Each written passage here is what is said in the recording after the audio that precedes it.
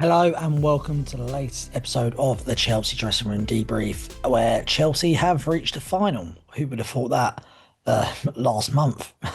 I didn't. And we will play either Real Madrid or PSG play today. Now we're going into that final as I'd say underdogs. I can't see us beating either of those teams, but you never know. We look quite good at the moment, and I've seen bigger shocks happen in the world of football. But anyway, I thought we played really well against Fluminense. There was a few moments where we gave them a few half chances. I had one really good chance where, again, questioned the goalkeeper. I don't think Sanchez is good enough. We've said this. If Chelsea really want to lay down a marker this year for a title charge or an FA Cup or a Champions League, they need to address the goalkeeper situation because that whole uncertainty at the back every time the ball goes near the goal is just unbearable. Like when they had that chance that Cucurella cleared off the line, Sanchez hesitated, stayed on his line when he should have just come out and caught the ball.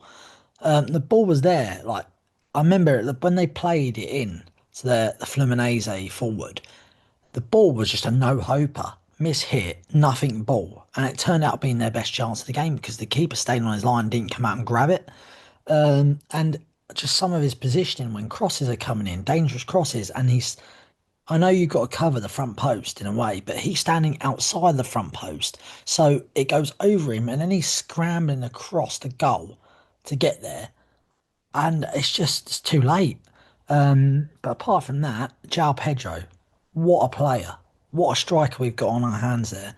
It's just so refreshing to see a striker just take the ball with one thing on his mind just to hit it.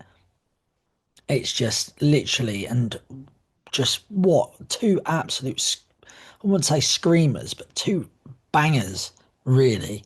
Like literally, just the first one was excellent, caressed into the corner from outside the box, and the second one just absolutely unleashed it off the crossbar. It's just so good to see him and Delap like physical movement, link up play with the players.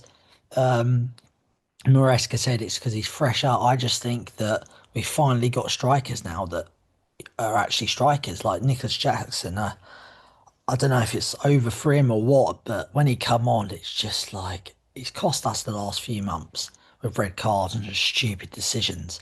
But also the movement is just so much better with Delap and João Pedro. And you saw the wrong decisions, which he's done all season when he could have played Palmer in for a tap in, didn't, shot, and he didn't even hit the target, shot wide.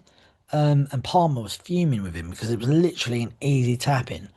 And yeah, I just think that's Jackson's forte at the moment. If he's going to try and fight to get his place back, he's got to make better decisions. I thought again, Enzo Fernandez and Moises Caicedo class in the middle. I am frustrated with how less I see Palmer on the ball. I think Maresca's playing him in a position that doesn't suit or his like, what he wants, what he's telling Palmer to do doesn't suit Palmer. I think to get the best out of him, he needs to be more central. And I just think that I haven't really got many complaints. I thought the defence were pretty solid with Trev and Tosin at the back. Great to see Thiago Silva, legend of the club, still playing at the age of 41. It's good to see people like Reece James are still getting their minutes managed. We've got great cover for Enzo and Casado in the form of Andre Santos now, whilst Lavia seems to always be injured, and he's getting back to his fitness. And yeah, there's not really much to say. It was, we didn't really squander many chances. I thought we controlled the game.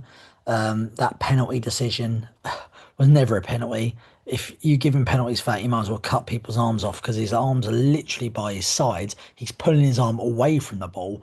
It's literally took a nick from the Fluminense player, headed it into his arm, and in the end, justice prevailed with VAR.